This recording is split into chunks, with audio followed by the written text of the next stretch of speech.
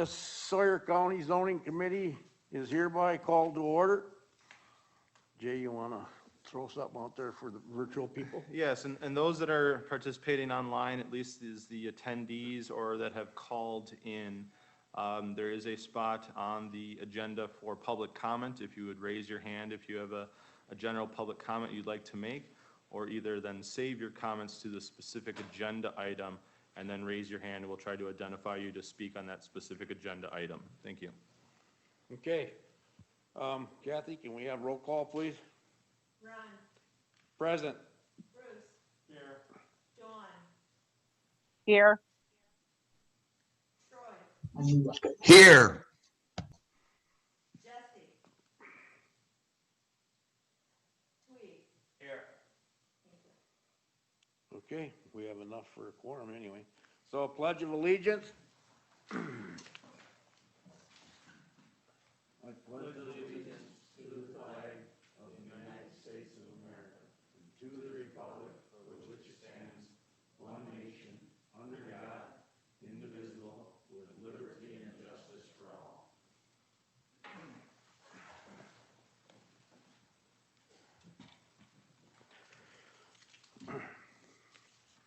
Okay, statement of committee, or state of committee hearing and procedures. The full statement of the committee and the hearing procedure document, including directions for individuals wishing to speak at a public hearing is conducted at this zoning committee meeting, are available in the rear of the room next to the agenda for today's meeting.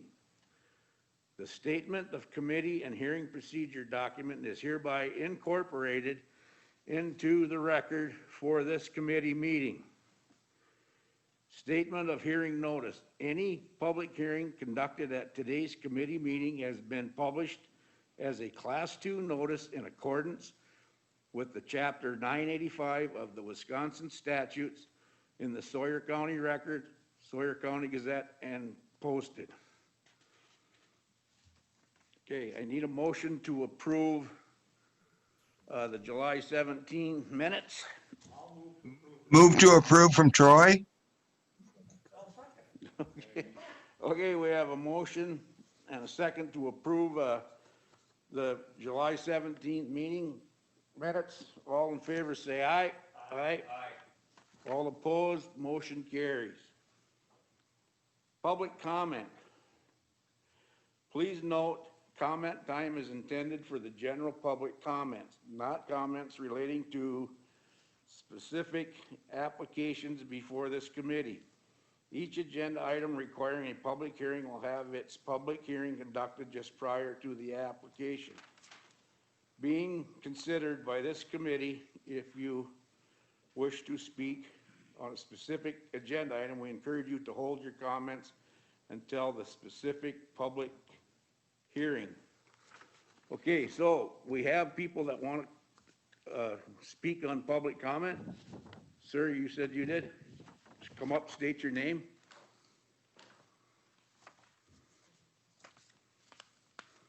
Be the mic right behind you there. Alan Burt, and I have a camper on Blueberry Lake. It's for the square footage size for the deck and the campgrounds. I'd like to see it increase to someplace in the 400-foot range. If it's possible, I think 200 square foot is way too small.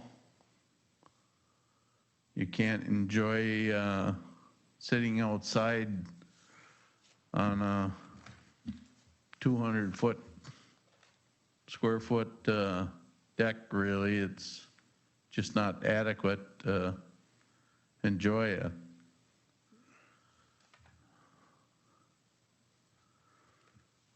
Anything else? Nope. Okay, thank you. Can you repeat your name, sorry, for the record? Burt, B-U-R-T. Okay, anyone else? Linda? Linda Zilmer. I submitted 2 written public comments, general ones, but I have more. Number 1 is that when I went out on the county website to look for the minutes of the July 17th, 2020 meeting, there were no minutes posted. When I pulled up today's agenda and I looked at the minutes say they were from July 19th, 2019. Is that what your records reflect? Because then you just approved minutes with inaccurate information.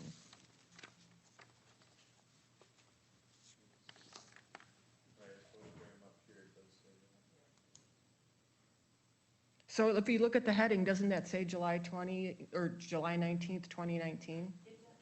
Oh, okay, so that's incorrect. I'd like to go back to the approval of the minutes and make the change to that motion to change the date. Does look like there is an error there, and it should be the 20th, So we have to rescind that motion. probably. So my question is have you really read them? But the other question, No, or another public comment I have is moving forward with your bylaws and with the things about like the draft bunkhouse ordinance and the camping equipment, because we have zoning committee members who have not received training. I don't know that they've even taken the general county training. And so for this committee to make recommendations when not all members are yet up to speed, I think is premature. And another public comment is that the bylaws have had extensive changes. The bylaws were a discussion item last month. There was no link to drafts. So you're holding a public hearing this morning on significant changes, and the public is just now seeing them, but I'll address that in more detail. Just for frame of reference, Mr. Bassett used to be kind of our institutional historian. The public was always concerned when the county had a tendency to make zoning ordinance amendments and changes like this in the wintertime when people weren't here.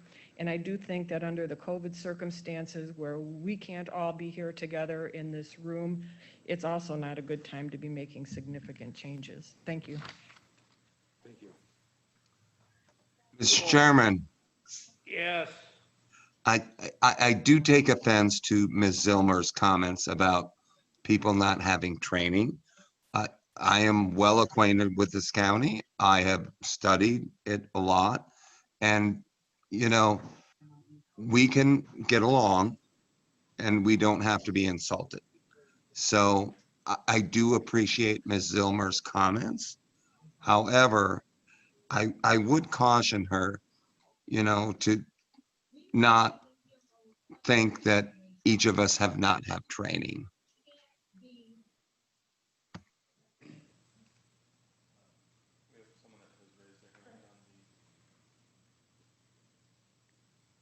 Well, we have to change this to approval minutes first, don't we? We can certainly go back to that. I believe Mr. Morgan had made the motion. Troy, Yes, yes. you need to maybe rescind your motion to approve the minutes for the I July. I didn't make a motion to approve the minutes. Did someone else? No, you I made the will. motion and Bruce seconded it. No, oh, okay. That's fine. We're kind of going out of order right now, and that's fine. What do you mean we're going out of? Is Rebecca on there? That's fine. Okay. No, that's fine. That's fine. Okay, we're gonna make we need a motion to rescind the date on the, approval of the July minutes. So, Bruce, are you making that? Well, I was gonna make a motion to change the minutes to read the heading on the minutes to July 17th, Okay, 2020. all right. Ron? So, Yes, Which another option, excuse me, another option is to defer the July 2020 minutes to the September meeting. Then you wouldn't have to go back. So if you want to have the committee have a full opportunity to if you need to do more discussion on July 2020 minutes, you can do that. Again, in September, there's no requirement that the minutes be approved at the next meeting. Right. That might be the cleanest way to do it. I read them, I just didn't pick up the heading. I did too. I didn't notice that So, I either. guess- I I just apologize like for to- that. I just like If to it's get it a, done. and if it's a typographical error of that nature, the minutes truly reflect the July 2020 meeting, which Right. is what is being stated. I think you're fine.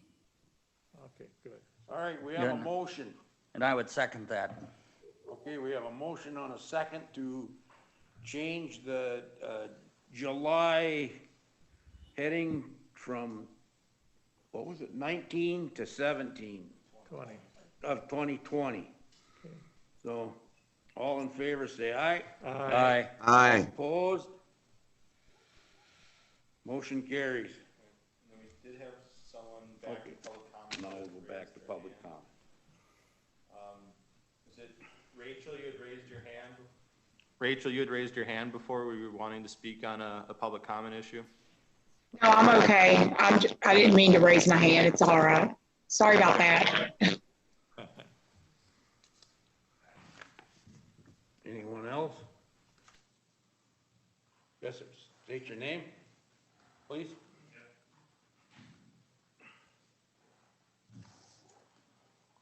I'm John Barton. I'm here to speak about the deck sizes too at the campgrounds. For one thing, I spent hours on your website trying to find any codes on the deck sizes, and I couldn't find it. I've been informed that it's 200 square feet. If that's the case, I don't know if that's just the campgrounds they're talking about or campers, or if that's including cabins, okay? Because 75% at least of your cabins have got decks over 10 by 20, which would be 200 square feet. So I don't know where that code's coming from. I'd have to find it first to see what it is. And another thing is, like Al was saying, 10 by 20, you put a picnic table on there and 2 chairs, and that's, you know, you're full. And that's not really, you know, idea for a deck. Another thing is, I think you should be a little bit more concerned about the quality and the construction of the decks, other than what you are about the size of it, because you're limiting the carpenters, you're limiting the house builder, and the cabin people to the size that you're gonna build a deck, which is restraining them from buying more material at your local hardware stores or your lumber stores. What else was there? Oh, definition. I was trying to find a definition of a deck. Is it where it's permanent, or if it's on 4x4s, or if it's just on the ground? Because we have a lot of rough ground around this area. So if you just put a 2x4 construction to get off the ground so you can make it level, is that considered a deck? There isn't really a good definition of a deck, you know, in the Sawyer County codes that I found. So those are a couple of the concerns I would like to address. I would like to see it larger. I don't know how you're going to enforce it, if it's going to be grandfathered in, because like I say, 75 to 80% of your lake houses have decks bigger than 10 by 20. I'm sorry, but that's just the fact, you know. So that's my opinion on it. I think it's restricting, too small. I think you should be more concerned about the codes, you know, and the quality of the decks being built, more so than limiting it to 10 by 20. Okay? Okay, Okay, thank you. thank you. Mr. Chair, Yes, I have a question. Are we talking about deck sizes for homes or campers?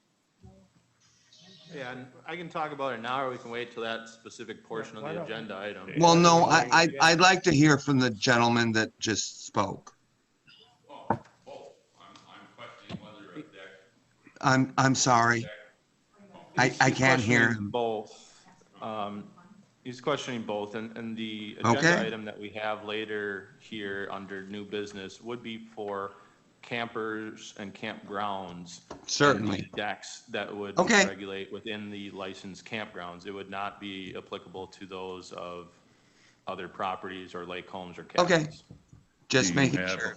Do you have a code on just campgrounds for deck size? Yeah, and that code is actually cited here in the agenda, Okay. Right. Thank you. and that would be the section Thank, that. thank you, sir. pertaining to. Yeah, I don't see it on your sheets, so I didn't Thank you. know where to find it. Yes, sir. It's in there, 6.611. Good morning, everyone. Douglas Kurzweil, 11055W Arrow Road, Hayward, Wisconsin. And my main concern of items on the agenda today is something that is referred to as bunkhouses. My Webster's defines a bunkhouse as a rough, simple building with sleeping quarters. And in discussions I've had with zoning officials, this is going to be a catch-all that's not just going to cover Webster's definition of bunkhouses, but also the IRS definition of homes, which are sleeping areas with toilet and kitchen facilities. We've had a proliferation over the last 25 years of extravagant two-story garages in the county. Most of those permits were issued with a caveat that there'd be no habitable living space, but by gosh, I'd go out and see them. They'd have a second floor with a patio door, and I could see from the ground that it was just rafters inside. I'd be out there the next year or 2 years later, and there's a plumbing vent and a furnace vent and stairs and a deck up at that patio door, and I go up there and take a peek in, and by gosh, they got nicer kitchen facilities than I've got in my home. So I don't think you can lump all of these two-story garages with varying degrees of living areas above them. You can't lump them all and call them all bunkhouses because, again, according to Webster's, if they've got toilet and kitchen, they're not a bunkhouse. According to the IRS, they're a second home on an R1 lot that the ordinance allows only one residence. Okay. Thank you. Doug? Thanks. You bet. Anyone else on there want to do on public comment? Any more hands? I don't see any hands. If he's referring to our land, we're not building a bunkhouse, we're building a cabin. State your name. It's Rachel Tochak. And tell us again what you said, please. We are not building a bunkhouse, we're building a cabin. I don't believe that comment was actually addressed at this situation. There's another portion of the ordinance that's referring to a temporary guest sleeping area and bunkhouse ordinance. Your situation's a little bit differently. Okay. Thank you. Yes, yes. All right, moving on, we have no rezone applications here. We have two conditional use permit applications. This is a public hearing for conditional use permit 20-010 in the town of Bass Lake. Owner Kenneth Gauger, part of northwest one quarter to the southeast one quarter. Section 15, Township 40 North, Range 9 West, parcel 002-940-15-4202, 20 total acres zoned agricultural 2. Permit is desired for the construction of an accessory building on vacant property, subject to section 4.26, parent 1, parent A of the Sawyer County zoning ordinance. The accessory building would be 28 by 40 in size. Land use permit would be applied for a principal dwelling within 3 years before it is constructed. As per the staff report, again, this request is for a 28 by 40 garage on a vacant property subject to section 4.26, parent 1, which would then have the automatic condition that a principal dwelling land use permit is applied for within 3 years and then is built within that time frame. For the applicant's statement is being requested to place the garage prior to having the principal residential structure. This garage will be used to secure dry storage of tools, materials, and equipment needed while building the home. All other structures and setbacks are to be met and follow other zoning requirements. The town of Bass Lake approved the conditional use request and has also given town approval for building of a residential structure in the agricultural 2 zone district, which is also needed as part of this. Some of the possible conditions, which are, some of these are already stated per the section of the ordinance. That again would be that a land use permit is applied for the accessory building for the garage if approved within a 1-year time frame. That the land use permit for the principal dwelling is applied for within 3 years and built within the 1-year time frame. The proposed accessory structure meets all other setbacks, and the size of the garage is not to exceed the 28 by 40 feet. By action of the town board, motion was approved. This was sent in via email on, it was actually on 6/10/20 and signed by Erica Waszewski, town clerk. There were 5 opinion letters sent out, 4 returned, all with no objections. I have no objections, Thomas Lang Jr.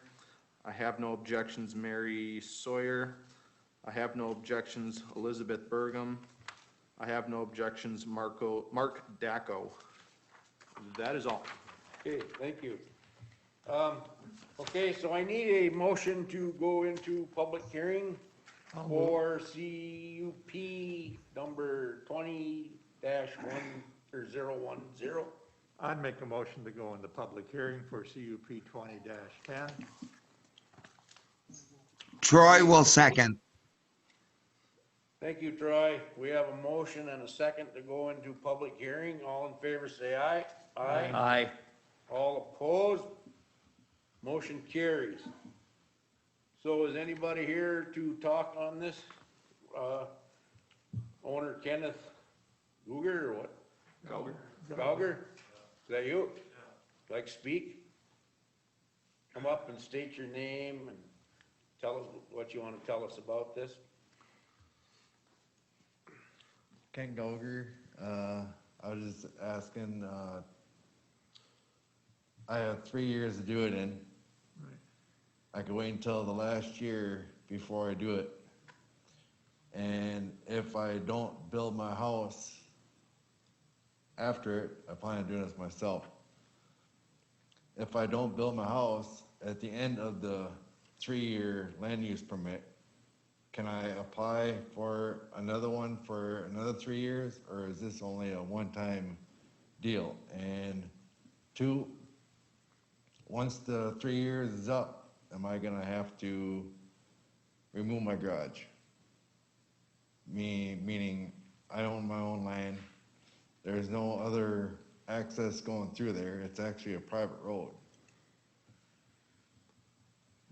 And I can answer some of those questions. As the ordinance states, this conditional use permit would be for the ability to have this zoning committee grant a 3-year time frame in order for you to pull a land use permit for the construction of the house. That land use permit then for the construction of the house would have a 12-month deadline on it, which we then would offer a 6-month extension on.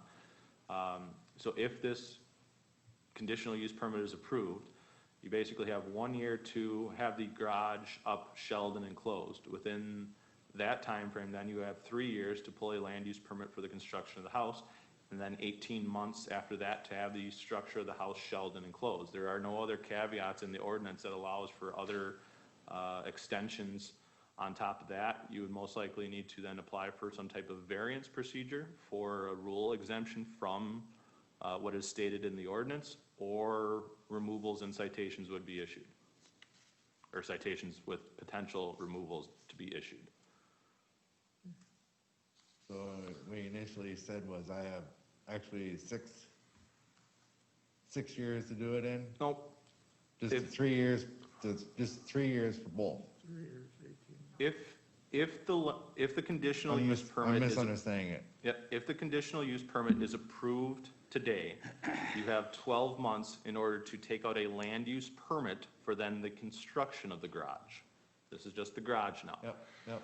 Within that 1 year time frame, in order to take out the land use permit for the construction of the garage, once you take out and are issued that land use permit, you then have 12 months to complete the garage project. Going back then to if the committee today approves the conditional use permit, That starts a 3-year time frame for you then to pull a land use permit for the construction of the house. That land use permit for the construction of the house is valid for 12 months for you then to complete the construction of the house. We do allow 6-month extensions on land use permits, so long as you ask for the 6-month extension before the 1-year deadline. If you were to play all the timing right, and if the committee was to approve today, you would have 4.5 years from today to have the house shelled and enclosed. Outside of those timeframes, you'd be having to proceed with a variance in order to be granted extensions outside of a rule that is not included within the zoning ordinance.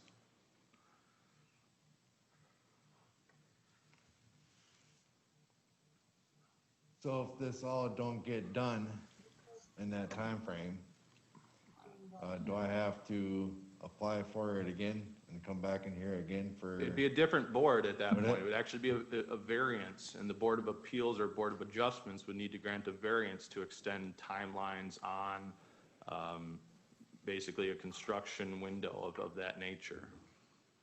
So it would be a similar meeting, but through a different board, and whether or not that would be approved or denied, I can't speak on that. I've actually never seen one of those go through Board of Appeals. So I tried to lay this time frame out to you initially, and you said you were acceptable with those time frame requirements. Yeah. If there are issues on the timing, I can try to lay them out for you, but that is what the nature of the conditional use permit is for. It's allowing you to build that garage and then give you that 3-year up to 4.5 years if you take out the permits at the right time. 4.5 years to have at least the house at that point shelled and enclosed. Any internal improvements or external amenities can be done after that, but basically roof on, doors up, tie back side. That would constitute the construction period of our land use permits. That's all I have to say. Okay. Thank you.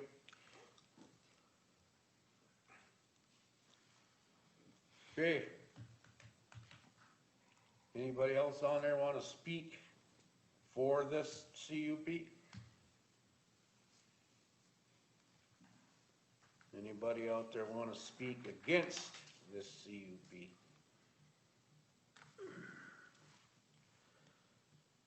Okay, not, need a motion to come out of public hearing.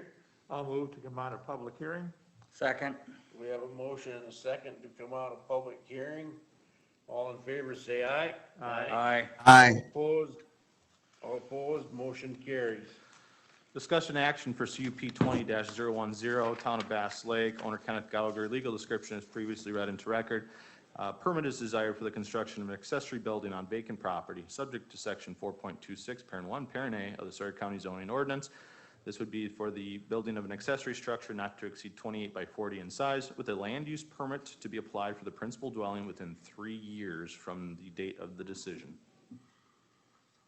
Okay, Mr. Chairman, I'd make a motion to approve the application, subject to agreeing to or working with all of the zoning rules and regulations, and that the size of the garage not exceed 28 feet by 40 feet. I second that. okay, we have a motion and a second. On the floor, Kathy, we need a roll call on this, please. Dawn, Yes. Troy, Yes. Tweed, Yes. Bruce, Yes? Ron. Yes. Thank you. Okay, Next, public hearing for conditional use permit 20-01, oh, I need, no, I don't. Public hearing for CUP 20-011, Town of Sand Lake, owner Brian, I'm gonna remember this, Firestad, Highland Park subdivision, west one half of lot 15. Section 23, Township 39 North, Range 9 West, parcel 026-126-001501, .436 total acres, zoned residential recreational 1. Permit is desired for the construction of accessory building across the public roadway, subject to section 4.26, parent 2, parent B of the Sawyer County zoning ordinance.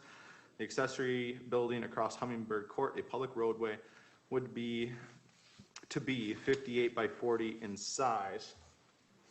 As per the staff report and in conversations with the applicant as of yesterday, the applicant had produced an email. Dear zoning committee members, I, Brian Firestead, do formally withdraw my application for conditional use permit 20-011. I am exploring other options at this time.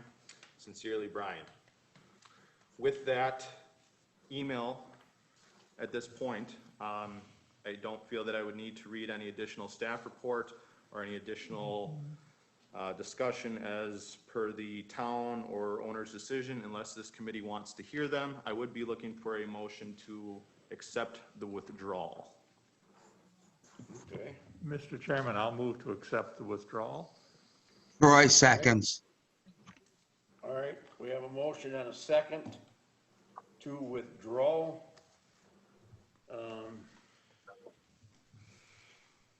This CUP 2011. CUP 2011, I couldn't find it here. Glasses fogged up. So, we don't need to do we can do a voice roll. Sure, it's up to you. Okay, so we have a motion and a second to withdraw.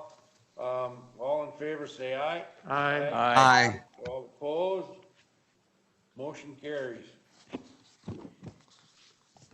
Moving on, we have then proposed changes to the Sawyer County Zoning Committee rules and bylaws.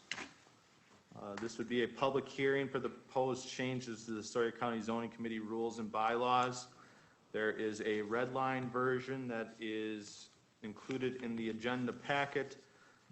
There's also a red line version as to the existing zoning committee bylaws as well as the new proposed ones. There's a clean version of the new proposed zoning committee rules and bylaws as well as the resolution. Those items are included in your agenda packet as well as were posted on the Sawyer County zoning website. This was something that our legal counsel had prepared for us. So I would ask that any questions that committee members or the general public have could be directed to her. Okay. All right. And I think because of the nature of a public hearing, we'd need to, go into it, come out of it, all that. Okay. So I need a motion to go into public hearing. So I moved. like that. Go into public hearing. Second. Okay, we have a motion and a second. All in favor, say aye. Aye. Aye. All opposed? Motion carries to go into public hearing. Okay, anybody want, Ms. Zilmer? Linda Zilmer, Edgewater property owner. I know the bylaws have been a matter of something that you really wanted to get to now for a number of years.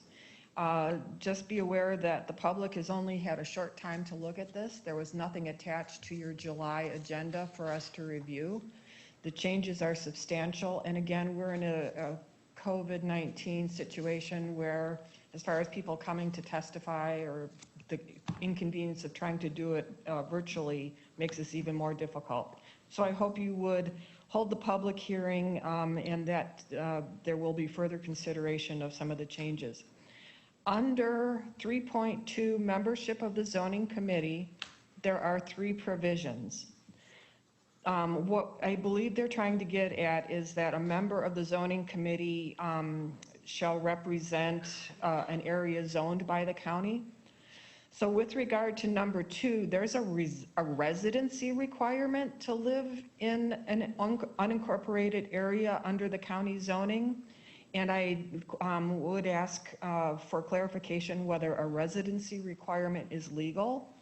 I do agree with item 3, where we're talking about a zoning committee member must at least represent part of a district that is covered under the zoning.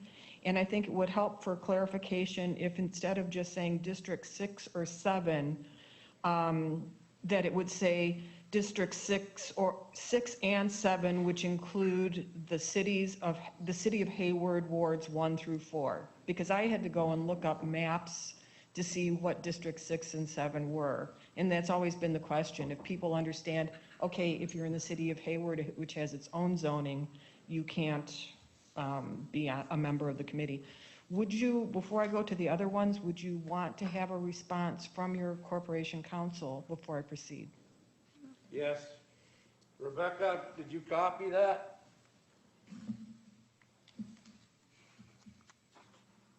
Rebecca? I think so.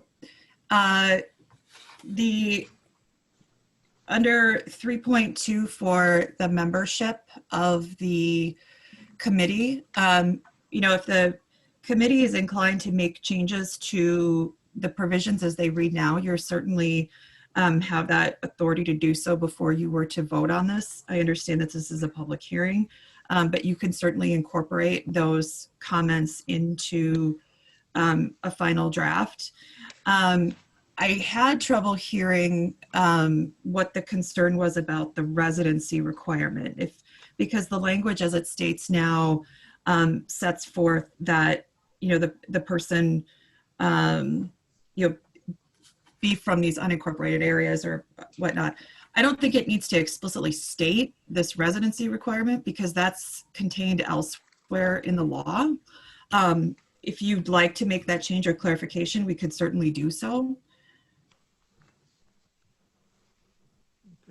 Just for further clarification, when this came up for discussion in a previous zoning committee hearing, there was some, and maybe it was a side comment outside of the hearing, was that we may have a county supervisor who represents a district that has both county-zoned, unincorporated area, as well as either tribal or city-zoned area.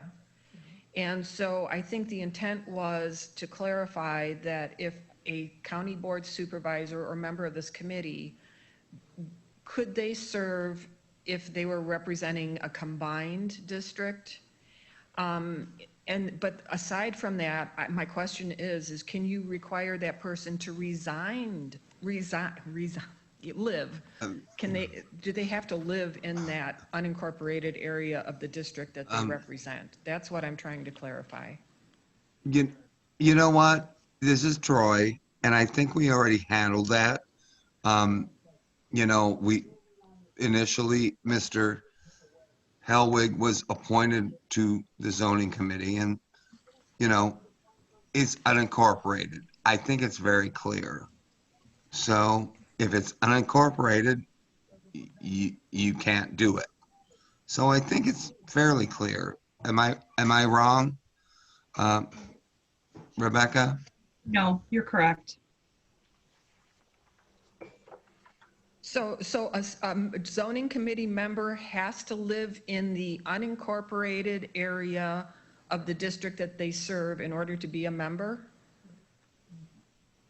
Well, if you're a representative of a district, you have to reside there in order to be a board supervisor.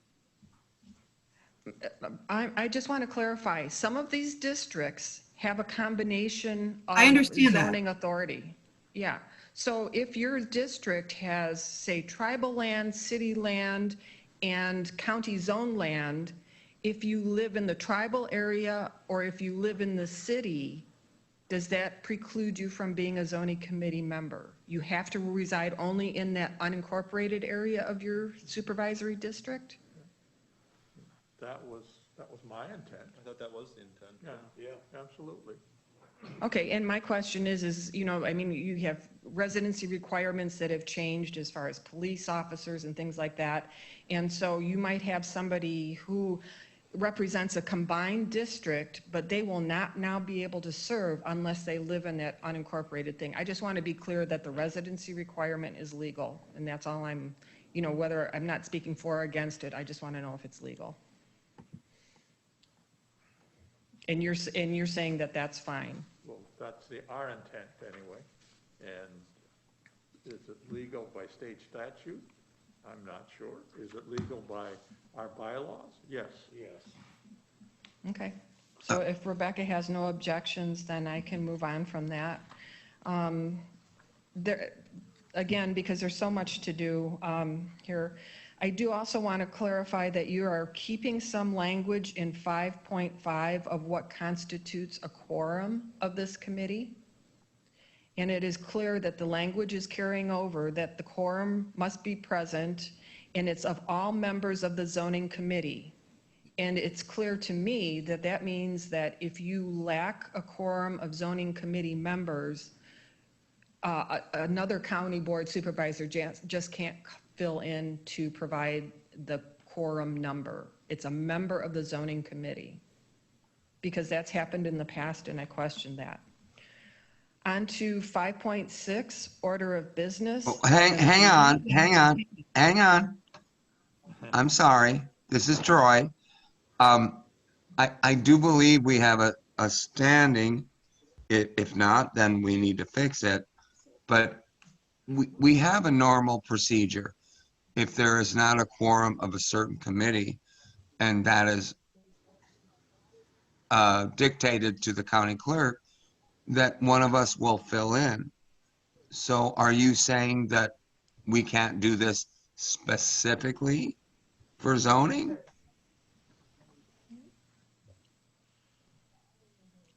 Linda, I'm asking you. Oh, well, that, I wasn't clear. Okay, so it has, and I'm going to go back to the argument that, that kind of got started during public comment. People's land rights are probably even more dear to them than their gun ownership rights. And the decision of this committee, you know, in a legal sense, it can't be arbitrary. You know, it has to be a decision based on the facts and the circumstances. And so if this committee is making an action that could potentially amend an ordinance, and from my perspective, that should be an informed decision. And so I think the original language in the bylaws was intentional, and I think that it should be kept as it is, and only those county board members who have been trained and have experience in zoning matters should be making these important decisions. Okay, well, when did that happen? Because I've been on there for 2.5 years. Was there a time Yes, when we it had to happened do that? once. Yes, it happened once, and I would guess that it's within the last 1 year time frame. You did, the zoning committee did not have a quorum of members, and Supervisor Schlender phoned in. So I had 2 objections at the time because it was in kind of the pre-COVID days. Okay. Where I felt that in light of the being able to see the testimony and seeing the screens that Sure. everybody here saw, that first of all, that quorum members should be present, and though times have changed, but second of all, it should be a trained zoning committee member, and not just anyone else can fill in to Well, get the quorum number. We do that. So that, I believe that is within our bylaws. So what month was this? Was it in February of last year? I don't know for sure. I did not come I prepared. Okay. remember that. I'm not sure. It was- when was. I think it was around that time. Yeah. Right. Yes, Yeah, it was. put in I was there. I was gone. But, I mean, I like the way the wording is written, and I think, you know, we need to, if we don't have a quorum of this group, we shouldn't meet. Exactly, and I don't believe we, I guess, would meet, except, you know, and I'm gonna tell you, Ms. Zilmer, to get people to sit on this zoning committee is hard. Nobody wants to deal with it. So we have to, I guess, take a maybe look at this and talk to Rebecca if we don't have a quorum. But what do you mean by sitting in person? You mean sitting right here in front of the audience, or virtual, or phone?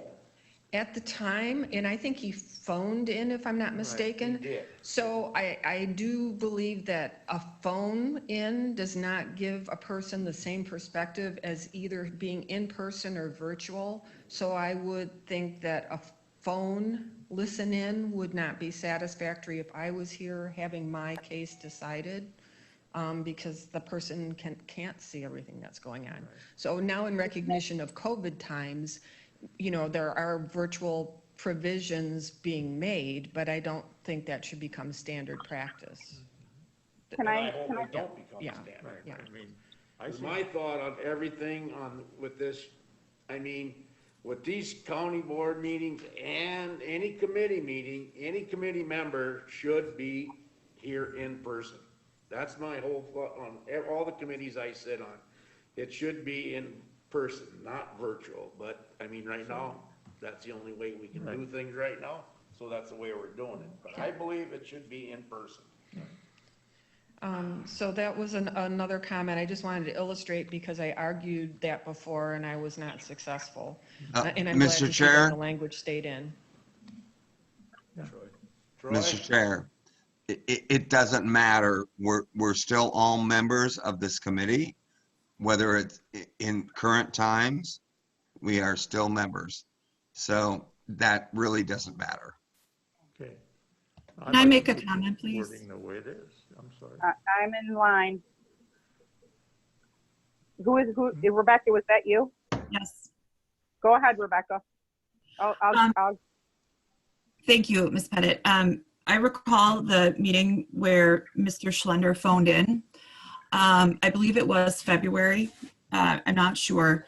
But we had this discussion about the legal issue at the time. And while Ms. Linda Zilmer disagrees with my legal interpretation, which I suppose she has a right to do so, my legal interpretation at that time is that it was appropriate. And I don't think that we should be arguing what a legal interpretation was in February. This is exactly the problem that the county is experiencing in rehashing or having discussions about specific issues or specific circumstances that are not on this agenda. Yes, we are talking about the bylaws, but we're not talking about whether it was appropriate for Mr. Schlender to be calling in February. That's all for now. And I'm happy to answer any questions that you have. Thank you, Rebecca. I agree. I do too. My comment would be, yes, we do see, or we're emailed, and sometimes it does not happen, but we bring it to the attention and we're given the information. So as I'm a working single mother, there would be no way I would be able to be present at this meeting during COVID time. I'm at my job, I have to be working. So if that's the case and I can't make it, then I would have to resign my position. But I do get the information via email and over the, the website, and we are given the agenda and it is emailed. The public is not privy to what we receive in our emails from the county clerk. So I do my job to the best of my ability, and I serve this committee. I don't think some people realize how much flack and how much discord from individuals that we're personally attacked, and through email, through phone, telling me that I should go to hell because I have voted for a Second Amendment gun right. I will gladly resign my position if that's the case, that we can't just make a decision, be all adults about it, and move on. That's my comment. Mr. Chairman, may I make one other comment? Yes, you can. I appreciate Ms. Pettit's comments. And while I'm not a board member or obviously a committee member, I do realize the pressures and the struggles that are on this committee for many different reasons.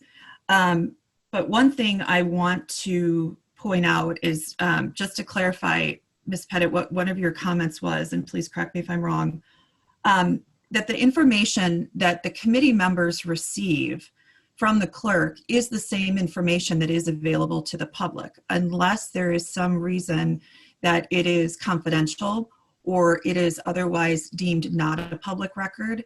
But there's no information that is given to members for consideration at a meeting that is also not publicly available. So I don't want there to be concerns about non-disclosure of public records. And Ms. Pettit, that may be what you said and I just misunderstood, but I just want to clarify that for the record. Yes, I'm clarifying that for the record. I can log on, get the same information. The county clerk gives us the notice of the meeting, gives us the link. We have the information. If something is going to be put onto the agenda that did not get to the link and then we are emailed it to make sure we have it. So we are all up to date and we know what is going on. So yes, everything available to the public is what we get. Nothing more, nothing less. Mr. Chair, Yes, Troy. I have been asked to fill in once for another meeting. I don't have necessarily training for that specific committee, but as a county board member, we should be ready to do anything. So I do disagree with Ms. Zilmer's assertion that we have to have special training for zoning. I'll tell you, the reason that we had to have Mr. Schlender there in February is that I was not there and some other members of the committee were ill. I certainly trust Mr. Schlender to do the same thing that I do. So I don't think it takes specific training. So I just wanted to say that. I also think it's important to remember, Mr. Chairman, may I speak? I'm sorry. Go ahead. I also think it's important to remember that due deference should be given to your fellow supervisors. Zoning is a challenging committee because it is very technical and in my opinion, more technical and more legal pitfalls perhaps than other committees. But your fellow supervisors are very intelligent and that's also why you have legal counsel at this meeting to guide you in some of those legal particularities. So again, ultimately this is a policy decision how you want these rules to read, and certainly that's within your discretion. But what I want to make sure is clear from a legal standpoint is that yes, zoning is complicated, but I think with proper guidance at the meetings, if you have another supervisor filling in, it's not detrimental to the county's health, welfare, and interest.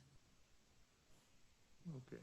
Mr. Schuman, you got something you want to say? You got your Well, I just feel that these are all very, very good comments, and I think we should move on. Ms. Selmer is presenting her point, and we can act or not act on what this is public comment, and I think we should keep moving. There's other issues on the agenda that we need to get to, so. I agree.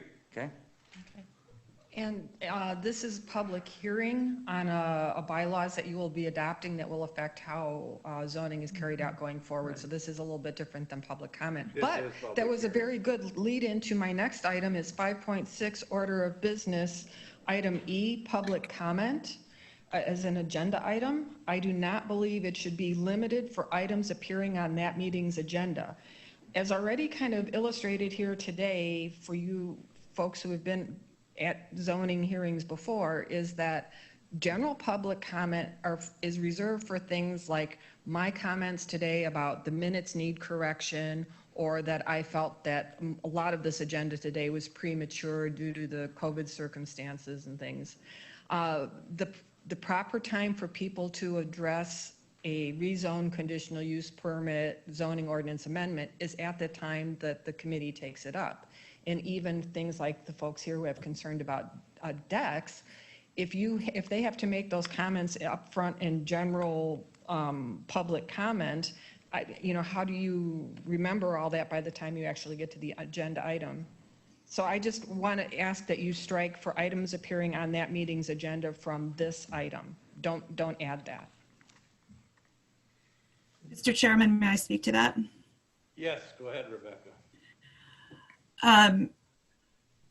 Therein lies the problem. If you are speaking to items that are not on the meeting's agenda, we have a records issue.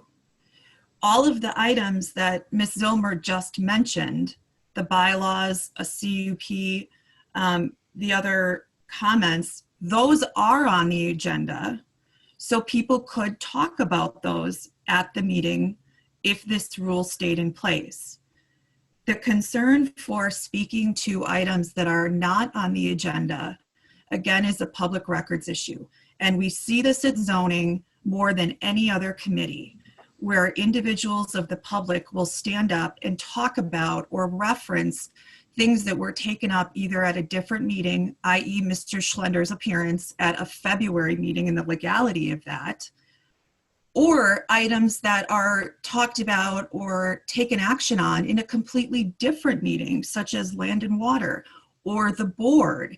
And those things are rehashed in public comment. The law requires that the committee not engage in discussion or, unfortunately, in zoning, a refute of what those public comments are. The legal problem with that is that then there is a record made of those public comments that is not refuted. Furthermore, there is a record of those comments that are now part of open records, and it's very difficult to locate those, or again, to dispute a comment that, because it can't be responded to, essentially becomes accepted fact. So that is the reason that WCA does not recommend that the public can comment on items that are not on an agenda. Furthermore, with respect to that engagement with the public, one of the reasons that is so important is because then you also have an open meetings violation. So for all of those legal reasons, that is why WCA and Andy and I consistently recommend that you limit public comments to only items appearing on a meeting agenda. 1/3 of the counties in Wisconsin allow for public comments for items that are not on an agenda. 2/3 of counties do not allow, approximately, these are not hard numbers, this is what my and Andy's familiarity is in working through WCA. 2/3 do not allow public comment for items not appearing on an agenda. That is not to say that the public cannot voice their opinions or voice their thoughts on items that are not on an agenda. They can send emails, they can have discussions with supervisors, they can have discussions with staff.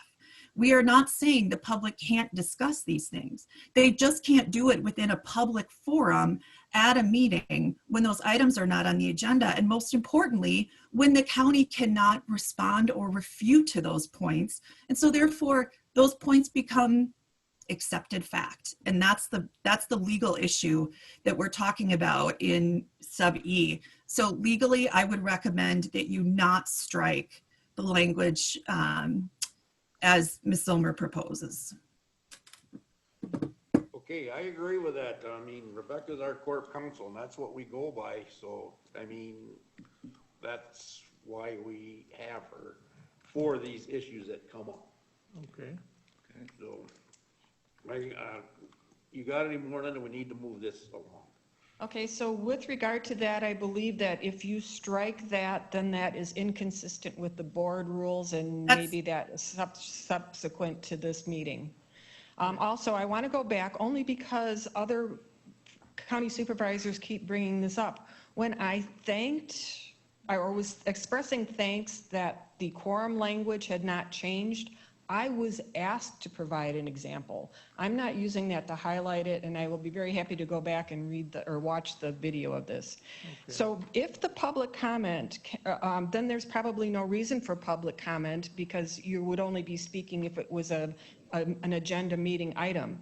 So in which case, maybe towards the end of the agenda, somewhere between maybe H and I, maybe something for future agenda items, where if members of the public want to bring up something for a future agenda item, and then at least it's noted, and whether or not the zoning committee decides to entertain that in the future or not, that would be up to them.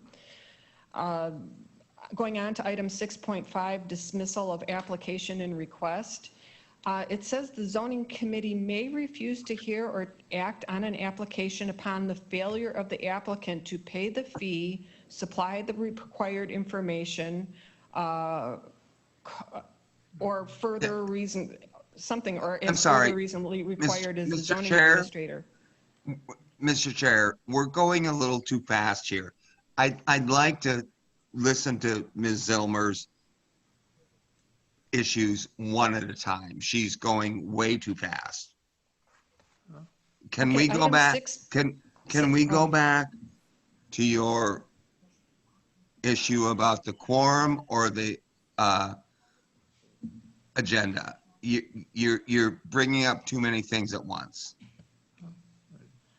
Okay, if I wanted to go back to, on public comment, then there is almost really no reason to have a public comment that's general at the beginning of the meeting, which I disagree with, because what I just heard is that, no, people will only be recognized to speak on agenda items when the agenda items come up.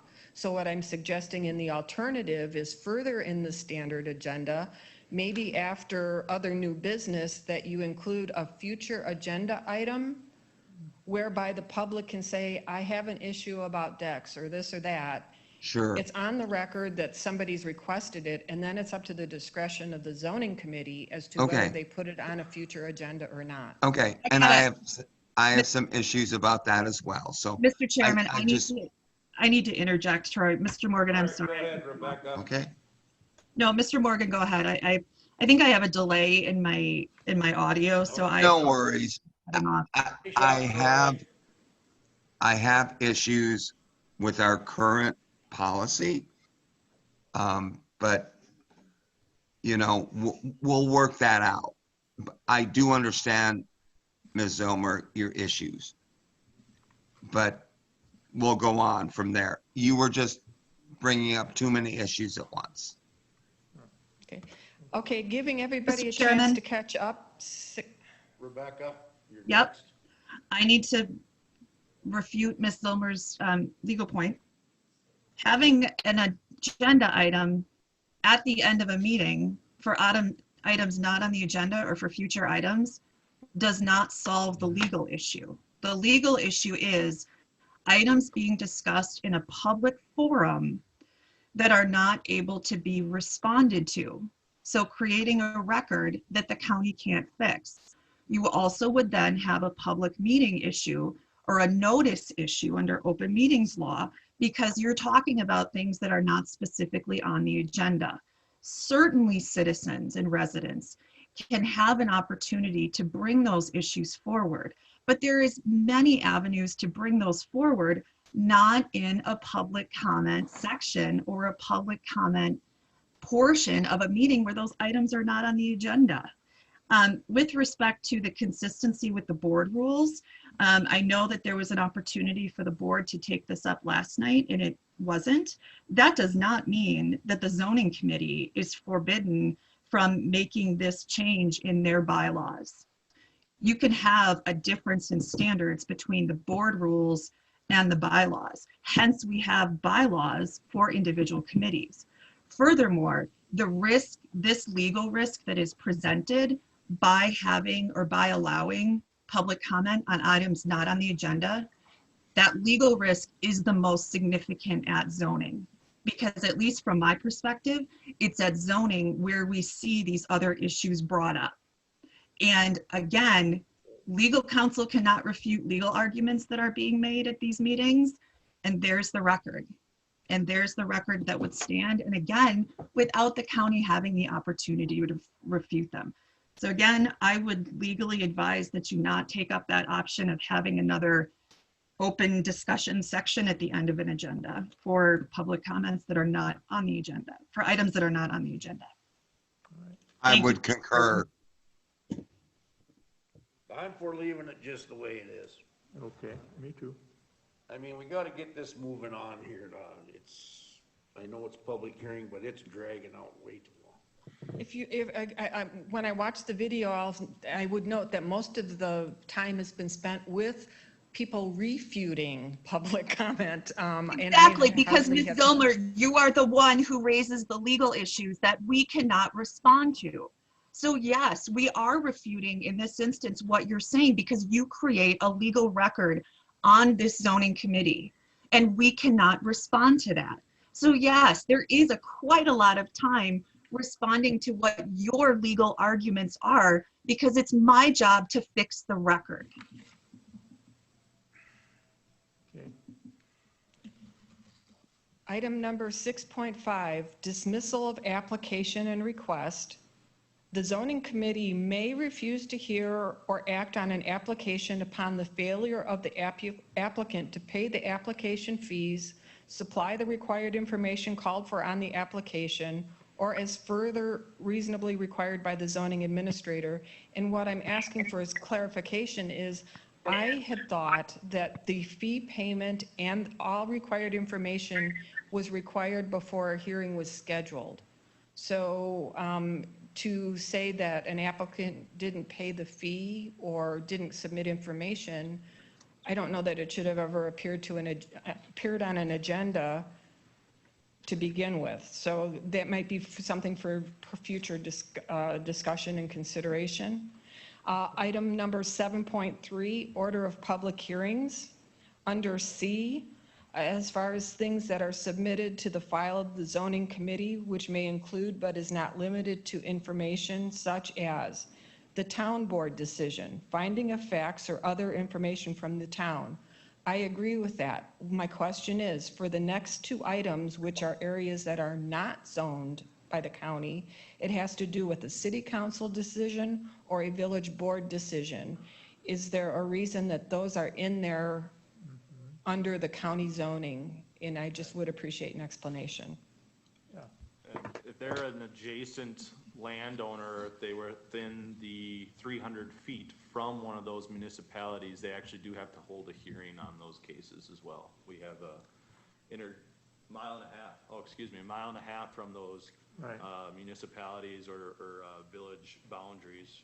We've seen that several times in the past with rezone applications within those areas. Okay, because that has not been the practice of and I hope it's the practice going forward, because when there have been rezones in Edgewater, the village of Birchwood and Washburn County has not been notified, and they've not been involved in the decision at all. And that's impacted our municipal well. It's been in another county. They're still adjacent affected property owners, and I don't think the political boundary makes a difference. And I think I'll leave it at that. Thank you. Anybody else out there want to speak on this? Ma'am, you had your hand up. Do you want to talk? I just wanted to correct the fact. Stand up to the podium. Your name? Sybil Burt. I just wanted to correct what she said before. You told us that we could bring the decks up under that one part. Yep. So we got his okay to do so. Okay. I don't think she was arguing that part, ma'am. Okay. Okay, anybody else? All right, I need a motion to come out of public hearing on that. Motion. Troy seconds. Oh, Troy can second it. Okay. Discussion action Wait a for, minute. I'm Oh, gonna do a sorry. roll call. All in favor, say aye to come out of public hearing? Aye. Aye. Opposed? Motion carries to come out of public hearing. Go ahead, Judy. discussion action for the proposed changes to the Sawyer County Zoning Committee rules and bylaws. Okay, committee. Mr. Chairman, I would make the motion to accept the zoning rules and bylaws as presented. I understand that we can always make changes to these rules and bylaws. Is that true? Yes, okay. Well, given that condition, yes, I would make that motion. Okay, Troy will second. give it, Troy. I'd rather not second, but Mr. Okay, Chairman, can I need make a comment? roll call then, Wait, Mr. Chairman? I think Dawn asked. Was it Donna or Rebecca that? Rebecca. go ahead, Rebecca. Of course, it was Rebecca. Just a heads up to the committee also that these will be, the bylaws go before the Board of Supervisors for review and adoption. So if you have revisions that you would like to propose, you technically may do so. I would recommend so long as they're not material revisions. But if there are things you would like to change, you can do that, and that just needs to be pointed out at the board level. Mr. Chairman, in discussion? Yes, go ahead. Rebecca, could you look at that 3.2 sub number 3, where our red line version says a zoning committee member may not be the elected board representative of District 6 or District 7? What do you think of adding that, the wards within the city of Hayward? That's the only thing I looked at. And we could address that at the county level, the county board level. But I'd just Jay, like can you- you to think about that. Yep, Jay, can you pull up the version? Can you just flip to 3.2 on the version that you have? Thank you. Yeah, 3.23. So it would be, I believe, page, I know we had lengthy discussion on that, Rebecca, thank you. on those districts that were not within the county zoning areas. But didn't we make that change? Yeah. We did. There was just, And this is intended to reflect that the zoning committee members, the permanent members, would be limited to areas that are subject to county zoning. And that is also required by state law. If you know, and we had talked about last month limiting it to 6 or 7, given that those, or excluding 6 and 7, given those are exclusively within, not within county zoning jurisdiction. Where I'm having troubles, Mr. Schuman, what are you saying that we should add additional language of limitation to the voting wards? no. There was just some language there that maybe explained that better, why District 6 and 7 could not be on zoning. Got it. But And maybe you said, okay, And I can add that language to these bylaws to say, may not be an elected board representative of 6 and 7 because 6 and 7 are wholly not subject to county zoning. We could do that way, or someone can make that point when these go before the board, whichever you prefer.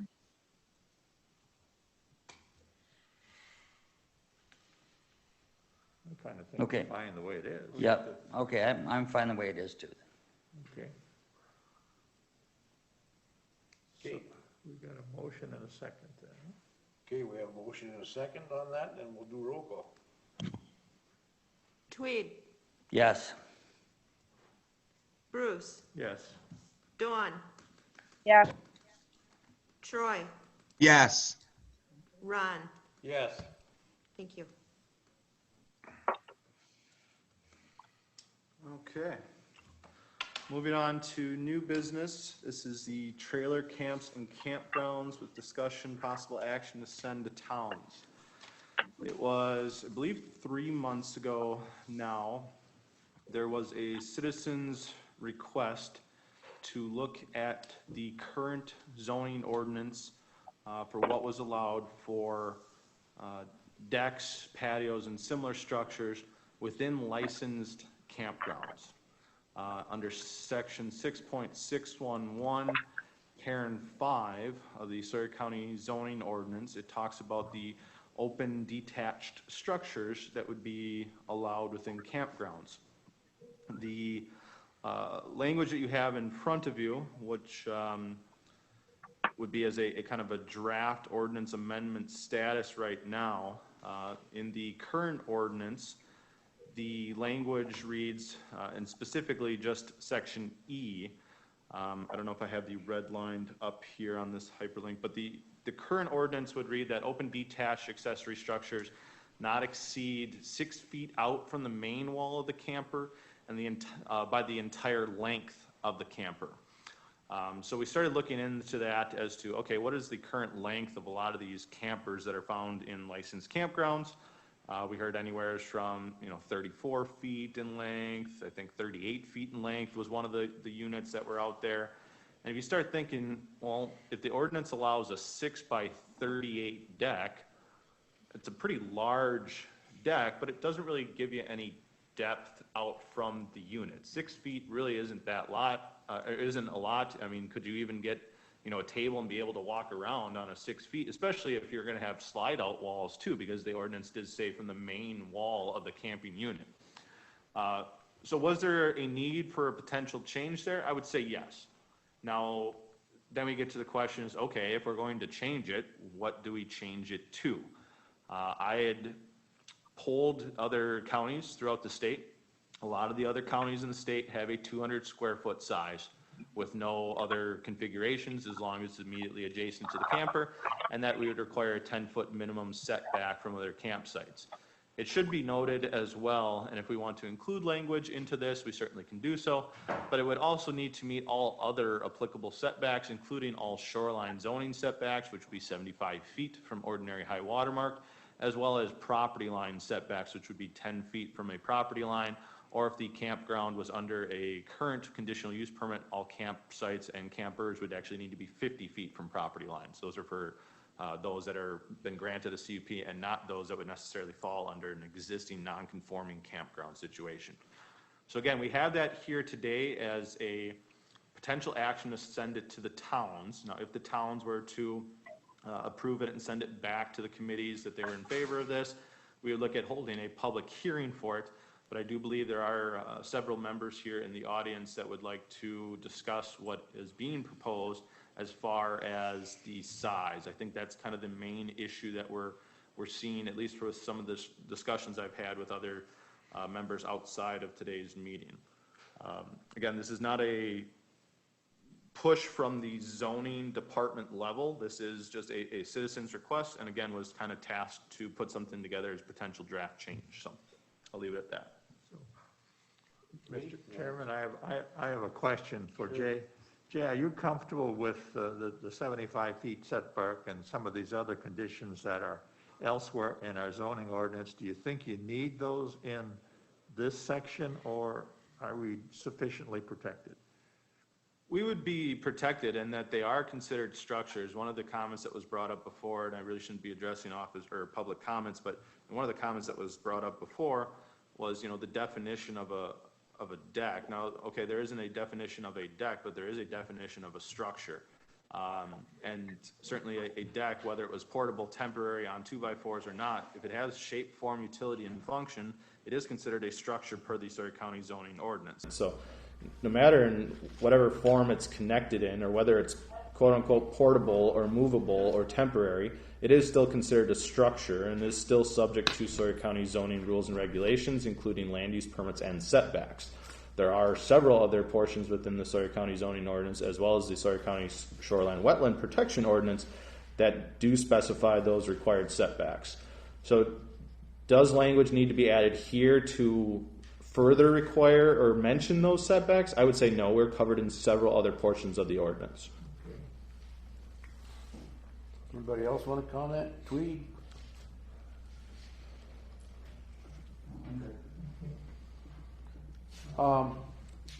Troy, you got any more comment? Everything's gone. Oh. Okay. What did Mike do? He left and He left and took it with him. He left and he closed me out. Okay. Is anyone online there? Mike closed me out of the whole thing. You want me to go find Mike? I'll go look for him. Okay, Please. thanks, Doug.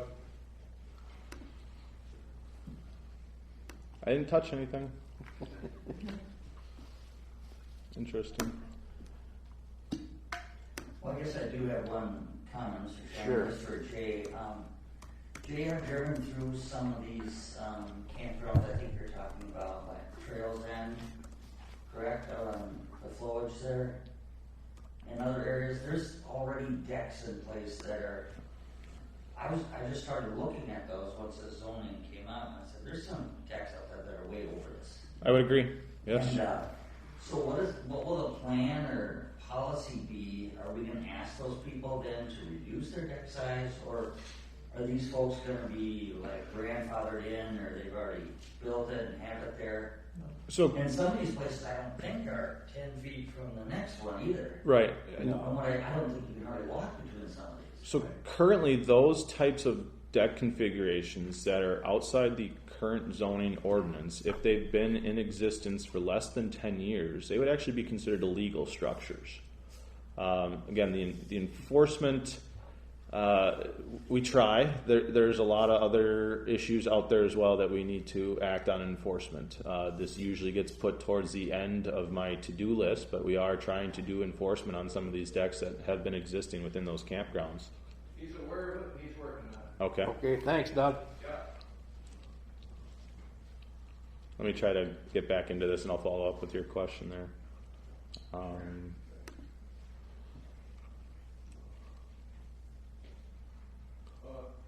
I ask a quick informal question? Just hang on. Okay.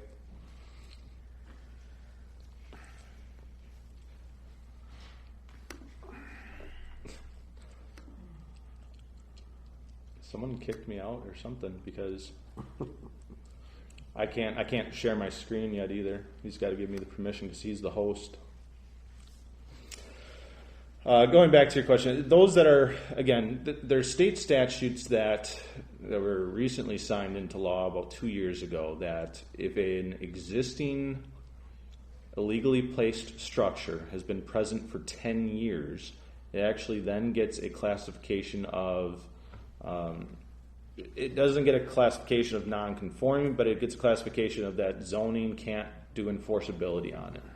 I'd have to find the specific language, but I was really disheartened to see that, where if you were to try to get away with something for 10 years and no one caught you for 10 years, you now get to keep your illegal structure. Now, that doesn't necessarily mean that you're able to add on to it, or I got kicked out somehow. I know. Somebody started another meeting. Oh. And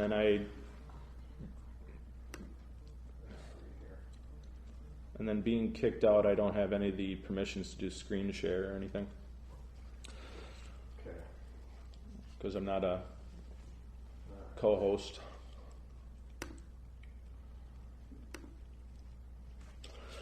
Yeah, so again, if you were to try to get away with something for 10 years, there's not enforcement that can be taken against the zoning department at that point for you to remove said structure, require permits at that point, which is, like I said, disheartening for enforceability actions.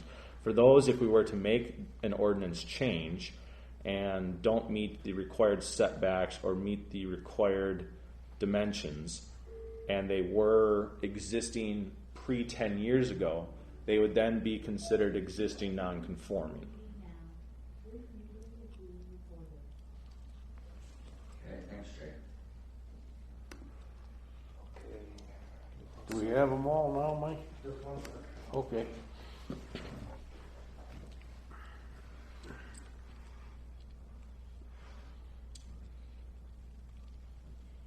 Mr. Chairman, can I ask one more question? Sure. Jay, and you also mentioned that 200 square feet was something that other counties were using. You said you reached out, is that neighboring counties or? I pulled the entire state of Wisconsin for zoning administrators as to what they allow in licensed campgrounds for sizes of decks. Again, anytime you pull 52 counties, you get a lot of varying answers. The majority of them was 200 square feet, I'd say around 50%, if not more.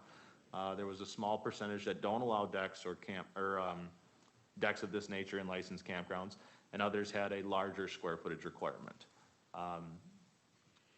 I believe there was probably a few that only allowed a smaller 120 square foot deck, more as maybe an ingress egress type of deck landing as opposed to an actual patio chairs, table type of situation like that.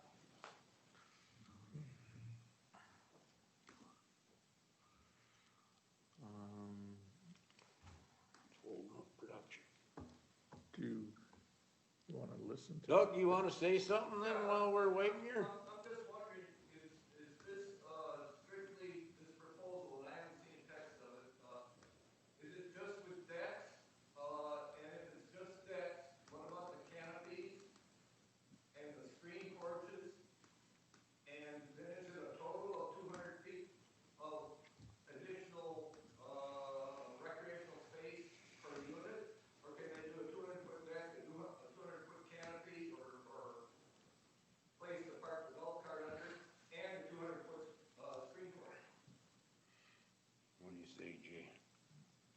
Sorry, I'm trying to get back into this too. I'll get to your answer there. Hard to do two things here at once. We're gonna lose Miss Pettit at 10 o'clock.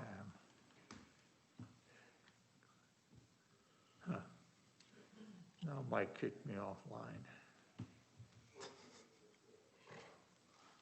I'm gonna use the restroom, Mr. Chairman.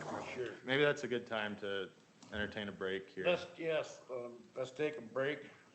You want to entertain it, okay. All right, I call this zoning committee meeting back to order. All right. And for those that are still online there, we did experience some technical difficulty. We kind of got bumped out of our meeting somehow, and we are back online. We did take a short recess here, and I'll kind of go back into where we left off. Rebecca, you were on the outside looking in there. Do you remember the last kind of information that you were receiving virtually? You're on mute. Thank you. Jay, you were explaining the sort of the calculation on square footage. And, you know, in under 6.61 under 5E, how the 200 square foot came into the ordinance, and also your analysis of other counties and how other counties are addressing the issue, and then the feedback from the towns. All right. Okay, thank you. Yep. To kind of pick back up then at that time, that was right before Mr. Schuman had asked a question on, you know, what effects this may have then on the other large decks that are currently in, you know, these licensed campgrounds. Currently, those structures that would not meet the ordinance, the current ordinance requirements, would be considered illegal structures. Now, there has been some additional state statutes that were adopted a few years back that basically eliminates zoning's enforceability on structures that are over the 10 years in existence. So those that are older than 10 years, there's really nothing that zoning can do to enforce them or issue citations or order for removals for those. They would still be considered illegal structures. Those that are less than 10 years old would be considered illegal structures. And even by, you know, adopting a new ordinance, wouldn't really change that status unless they did have something that was less than 200. They could potentially at that point apply for a land use permit that would fit the requirements. Others that are larger than this would still be considered illegal, and those that would be pre-zoning ordinance or pre-campground zoning ordinance would be considered an existing non-conforming structure. We then had another individual from the audience, I believe Mr. Kurzweil, had asked, what about those that have roofs or screens on these areas that have been created? This type of ordinance amendment falls under section 6.611 for open detached structures, open. There are other caveats within that ordinance that allows for replacement roofs on camping equipment, but this ordinance amendment section is just for open detached. For those that would put a 200 square foot addition onto a camper would also be considered an illegal structure and an illegal addition. So this ordinance amendment, again, is just looking for open detached. Basically, it does say decks, patios, etc., as far as those types of open detached structures. There was a poll that I had sent out to the Sawyer County, or not to Sawyer County, to other zoning administrators in the state of Wisconsin. So it went out to 52 different counties. Generally, we only get about 20 to 30 responses back on those. The majority of those responses, I would say over 50% of them, currently have a 200 square foot size on these types of open detached decks within licensed campgrounds. That is where I then grabbed that 200 square foot number, is that is the majority of other counties currently. Now, we certainly don't have to go with the majority. We could have something different. We could have something smaller. We could have something larger. We could leave the ordinance as stated. Again, this was a citizen request that we look into potentially allowing a different size configuration as well as overall square footage. Okay. Okay. Ready? Yeah, I mean, we've heard from the public already on this issue, or what? This is just to pass it on to the towns, right? Correct. And then everybody who disagreed with this would have another whack at it. They would. I'd almost want to hear some of the public comments and at least have this committee either, taking that information and wanting to change this prior to getting it to towns. Because if it goes to towns and it comes back to a public hearing process, and then we want to make a change at that public hearing process, well, then we're starting the time cycle all back over again. So this would be the intent, is to hear stuff now, inform this committee. This committee then tasks zoning department with, Jay, come back with this type of draft, because this is kind of what the citizens are requesting. Then we send it to towns and then have a full public hearing on it, where we may or may not change it at that point anyways. So. Right. But on the other hand, we really haven't gone to the whole county residents and say, okay, we're gonna change this ordinance. Anybody and everybody come and talk about it. I think you just have a selected few people. Is that fair? There are a few people on attendees. Troy is also back online. Hello, Troy, welcome back. Sorry for the technical difficulties. I know there are several members here in the audience that are here specifically for this agenda item. I'm not sure if any of the attendees are here for discussion on this agenda item. The virtual folks? Correct. Okay. I don't see anyone's hand being raised. Phil Neese does have a raised hand on this information, if you'd like to hear from Phil at all. So you think we should let these people speak then now? I'm not too keen on that. Pardon me? You're not? It is certainly up to the chairman to either allow comments or not. Again, if we approve the draft presented to send to towns, and the towns say, yeah, we're good with it, and then it comes back to a public hearing forum to make that actually ordinance amendment change, and you have 15 people that are in objection on it, whether which way of the side of the fence you're on, well, then you're back into it, well, yeah, maybe we should look at 300 square feet, or maybe we should look at leaving it how it is, where by allowing people to talk now, we might be saving ourselves time and effort down the long run. Right. But okay, my question is though, why can't we hold the public hearing on it and not act on it right now? Why can't we do the public it's not hearing on the first? agenda as the public hearing. Can we do this now?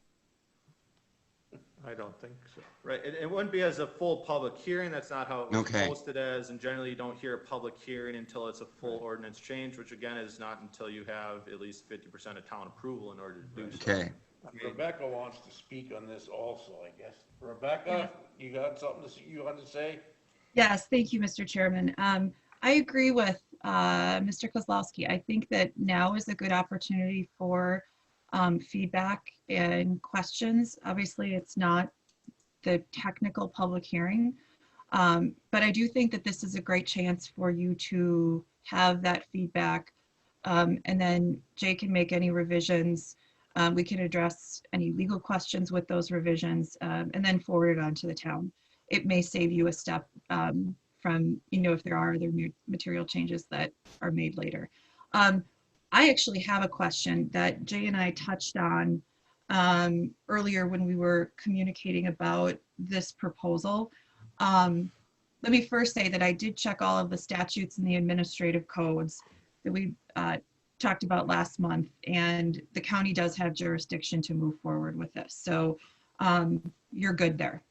The second question I had was with respect to what is intended to be covered by this ordinance. There's different language used in this draft. And then also when you look at the ordinance in totality.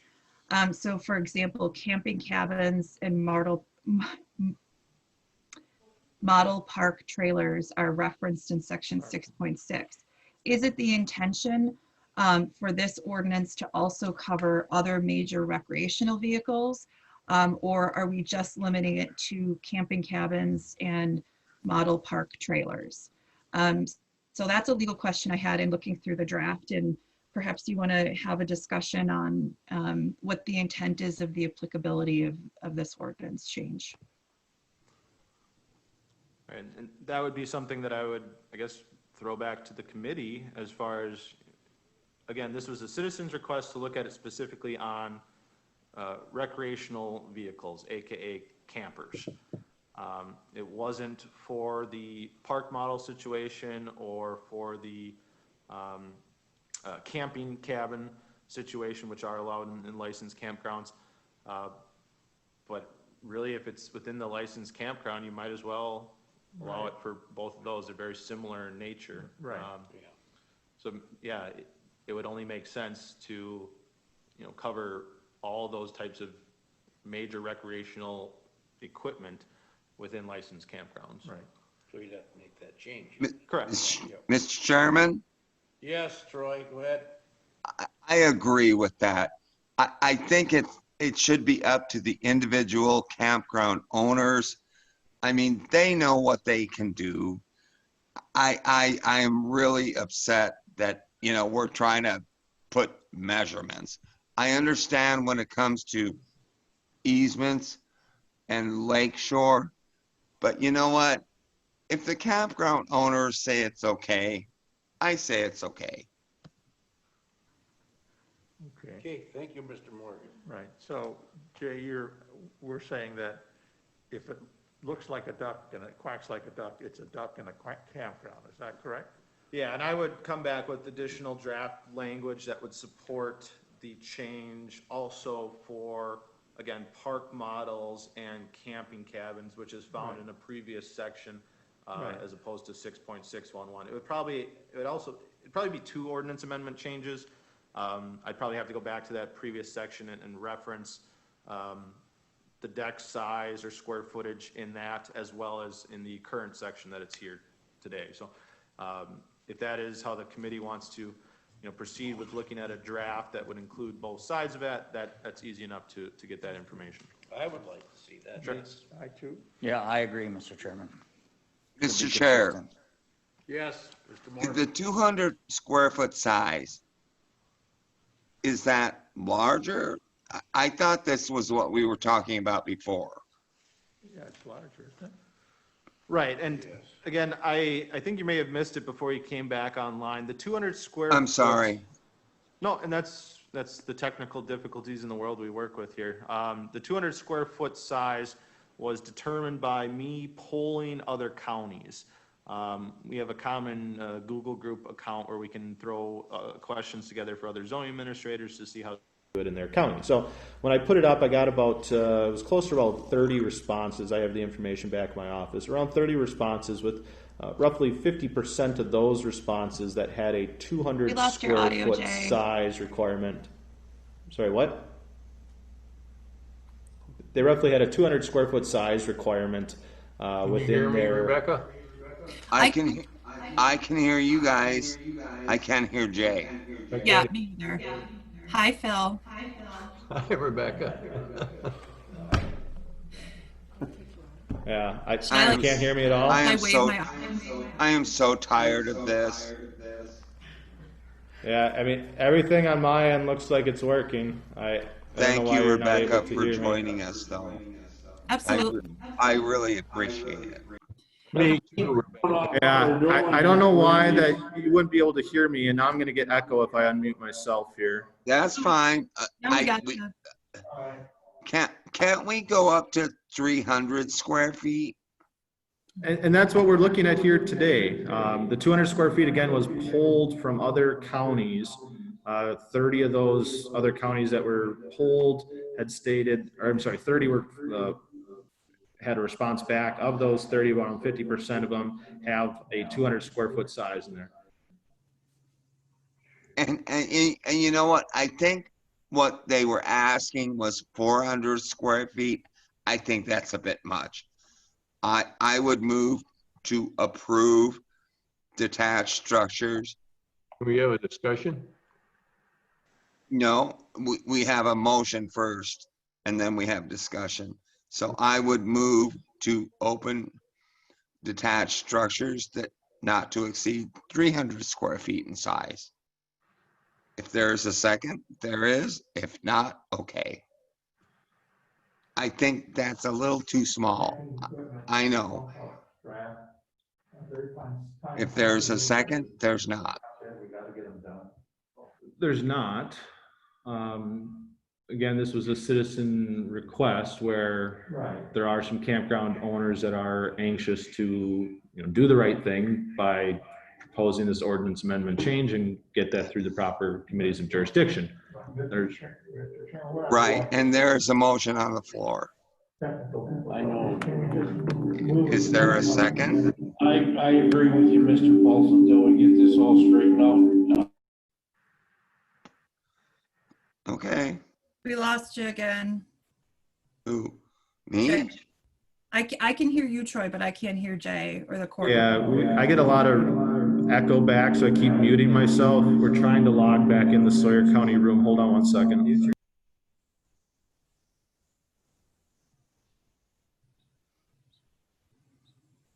Troy, are you still on? I'm still here. Can you hear me?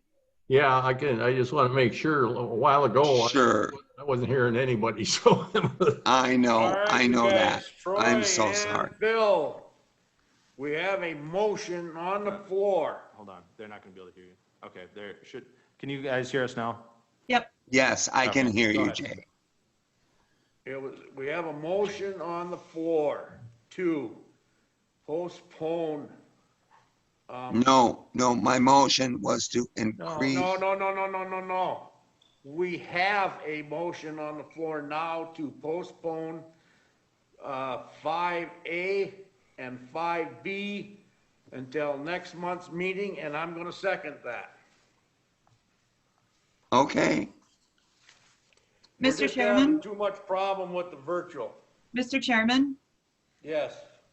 just to make sure from a procedural standpoint, Mr. Morgan made a motion, but there was no second, correct?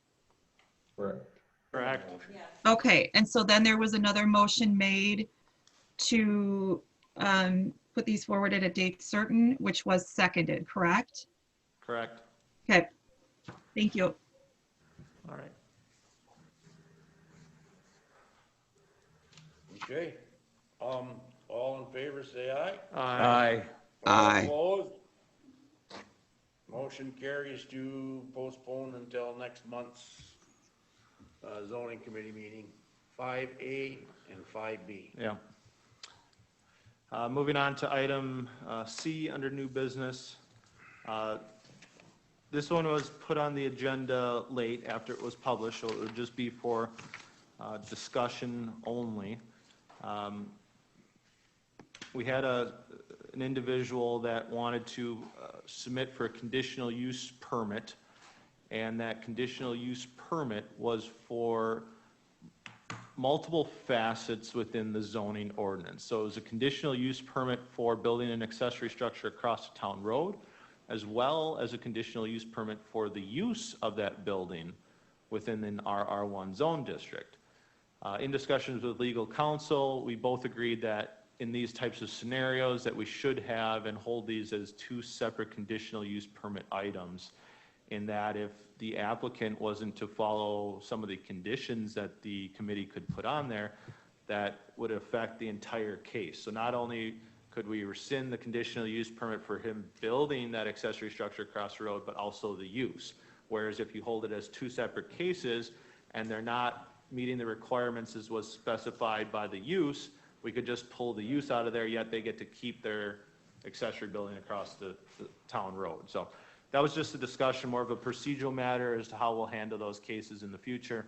So you may see multiple conditional use permits that are really kind of going after the same thing, one of them being for, the same building. One of them is to build the building on the side of the road, one of them is the use inside the building. So discussion only. I don't think we need any other discussion unless there's questions from any of the committee members. I don't have any. Okay. Moving on to D, this is another discussion item that was put on the agenda late. as far as, no action can be taken on it, but there are some other individuals in attendance that were interested in this, discussion. So currently, when we look at the short-term rental procedures that the county is currently doing, we handle the short-term rental procedures through the county health department. And if that individual is able to obtain a license from the county health department, they can then do the rental of that said dwelling. Currently, they're not allowing, or at least we're working on not allowing any type of, licensing for habitable garages. If they were created illegally, you wouldn't be able to rent out a habitable garage. We're working on that end of things internally. So this scenario comes up when you have multiple existing dwellings on the same lot. So you had two small cabins back from the 60s, pre-zoning. How should we look at handling those on this quote-unquote rental procedure? Because currently we do not require conditional use permits for renting one dwelling unit on one lot. Now, what's the, protocol that we would like to use if you were to have two existing cabins that were lawfully placed when constructed, meaning that we didn't have a zoning ordinance in effect at that time, and now you want to rent both of those units on your one lot? Should that still be as a health department, if they certify that both of those units meet the code, they can be licensed? Or should it require some type of conditional use permit, because now you're flirting with, is this being operated as a resort? So those are some of the questions that were brought up on this end, and it comes down more to a policy decision, which one that I didn't want to implement without at least having discussion with this committee, and then even coming back with potential policy change that would be adopted by this committee. Some of the other things that we have to look at here, would be the potential, condominium situation, and where a condominium is usually one parcel of land that contains multiple dwelling units. Where if I had a condominium and I owned 3 of those said units, and Mr. Paulson also owned one of those units, should I be required to obtain a conditional use permit to rent more than one of those units out under the short-term rental? So these are some of the situations where we don't have policy in place and kind of need some direction as to potentially where we go from this. Does it make a difference if I have a 200-foot by 600-foot lot on the lake? And for a 200-foot by 600-foot lot, I could actually make 6 lots out of that lot configuration. I could legally subdivide and cut those into 6 parcels and put houses on each separate lot. If they're on separate lots and I want to rent out each of those units, does that make a difference? Does that need a conditional use permit? I would say no, because now they're on separate parcels of land where we've never instituted or needed a conditional use permit for those rental procedures. So I need some guidance from this committee as to the potential discussion as to how we want to handle this on a procedural matter moving forward. Okay. So, Mr. Chairman? Yes. If I can, Jay, what's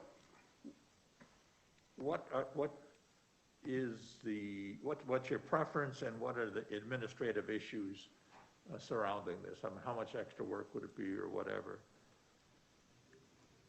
As of right now, again, if you wanted to rent out your house, you'd go to the health department, Right. You'd get the licensing procedure to do so, and everything's handled within the health department portion of that for the short-term rental licensing.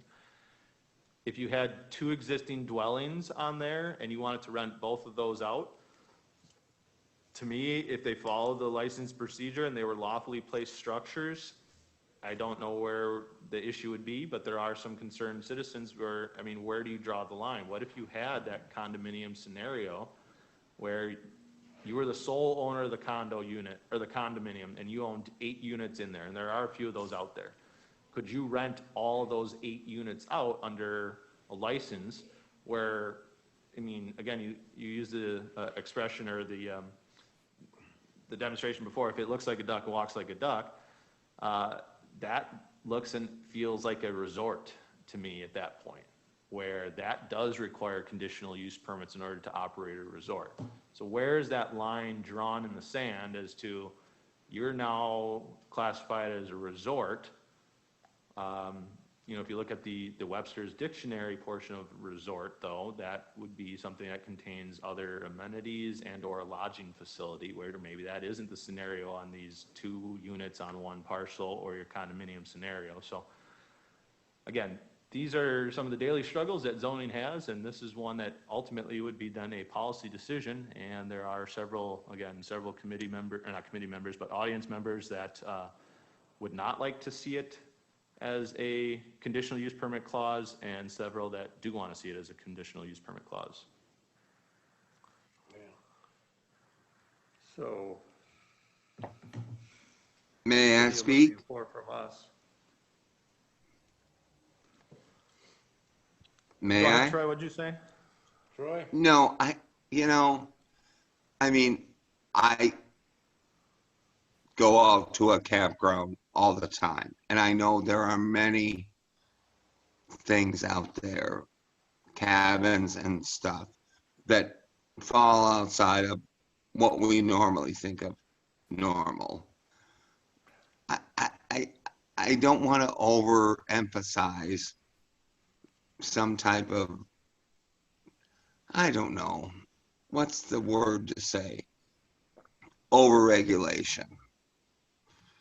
I mean, these people, some of them have had their cabins for years, and it doesn't matter if they've had them for 80 years or if, like Jay, he has bought some. I just don't see the difference. Rebecca, you got a quick legal point? I do. I think it's great to have this discussion and that Jay brought this forward. So get a sense of what your policy directions are. Once you have those policy ideas, I would recommend I work with Jay on the legal points. There are some legal concerns that I have with this. Number one, the condominium issue. That's a unique issue because condominiums do have a very unique legal interest structure, which could impact how this ordinance would be drafted. Also, we need to look at the legal definitions of what a resort is. The ordinance defines resort, but I believe there's also case law, and I know there's administrative code provisions on the definition of resort. So those are just 2 quick legal points that we can look at after this discussion, and look at offline, obviously. I would suggest that we let Rebecca look at this first. I am not averse to it, but let's let her look at it first. Okay.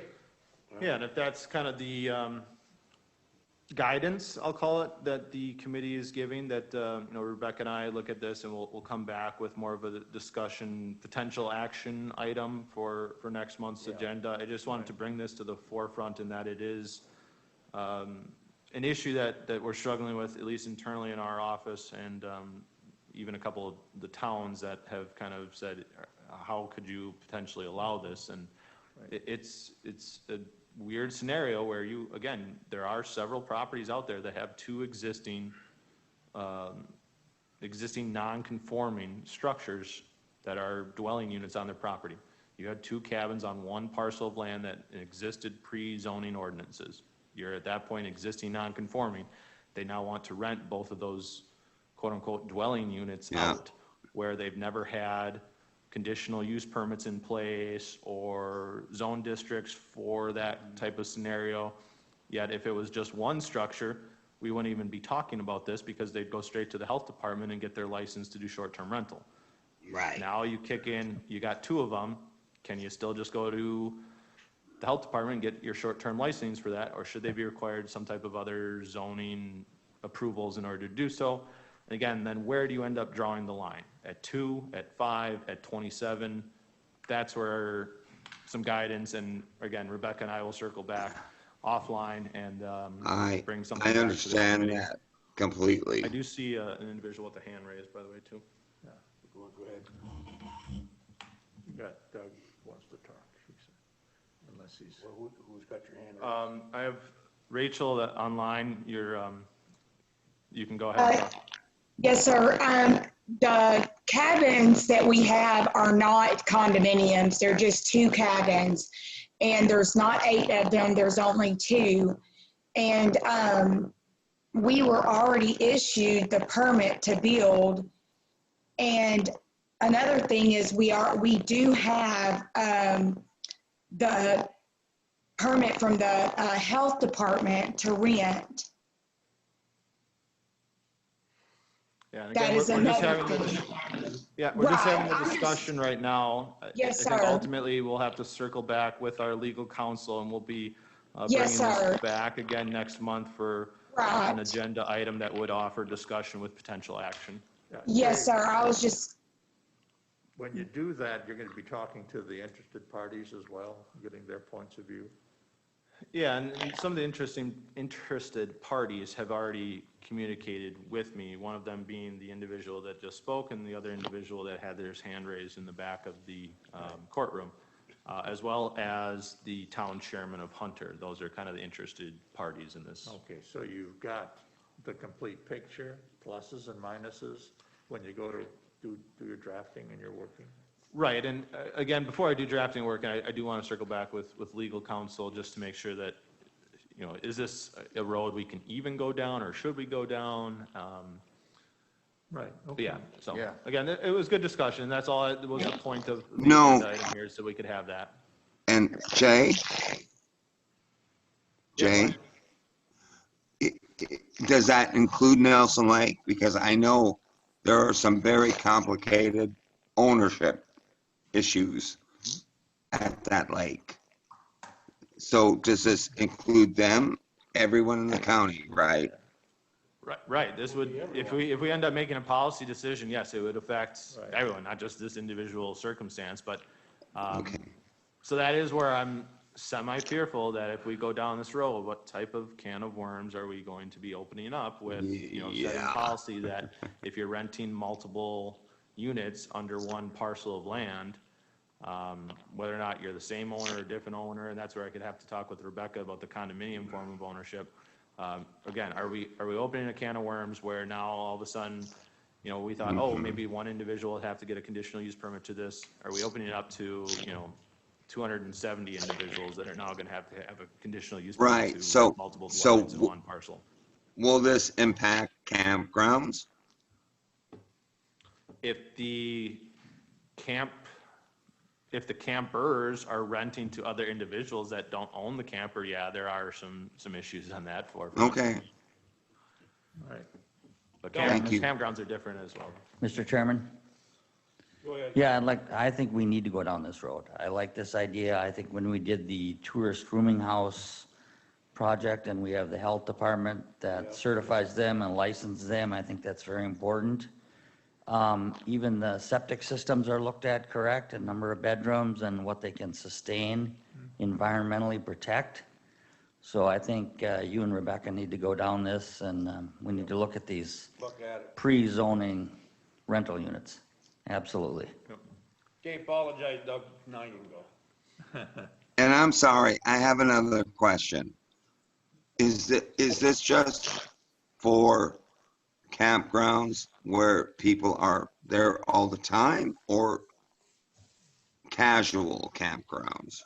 Right, and this wouldn't even be for campgrounds really at this point. I mean, this is more focused on the tourist rooming house, short-term rental aspects for those that are, renting out their cabins, whether it be lakeshore, non-lakeshore, wherever it may be.